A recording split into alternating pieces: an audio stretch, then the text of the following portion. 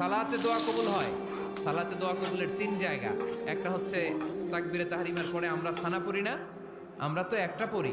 আল্লাহর হাবিব সুন্নাহ এবং নফল নামাজে আরো পড়তেন সানা, ওই দোয়া কবুল হয়। দুই নম্বর জায়গা সালাতে সেজদায় পড়ে দোয়া করলে কবুল হয়। আকরাবু মা ইয়াকুনুল আবদু মির রাব্বিহি ওয়া হুয়া সাজিদ ফাকসিরু ফিহি দুআ। বান্দা যখন সেজদায় লুটিয়ে পড়ে বান্দা আল্লাহর সবচেয়ে কাছে চলে যায়। তা কিন্তু বিশ্বনবী বলে সেজদাটা তোমার রবের কুদরতি পায়ের উপরে পড়েছে। সেজদায় পড়ে দোয়া করেন। সালাম ফিরানোর আগে বিশ্বনবী দোয়া করতেন, লা ইউসাল্লিমান্না আহাদুকুম হাত্তা ইয়াতাআওয়াযা মিন আরবা'a। আল্লাহর হাবিব বললেন, চার জিনিস থেকে পানাহানা আছে আমার কোন উম্মত যেন সালাম না ফিরায়। তারা যেন পড়ে, আল্লাহুম্মা ইন্নী আউযু বিকা মিন আযাবিল কবর, আউযু বিকা মিন আযাবি জাহান্নাম, আউযু বিকা মিন ফিতনাতিল মাহইয়া ওয়াল মামাত, আউযু বিকা মিন ফিতনাতিল মাসিহিদ দাজ্জাল। আল্লাহ কবরের আযাব থেকে বাঁচাও, আল্লাহ জাহান্নামের আগুন থেকে বাঁচাও, আল্লাহ জীবন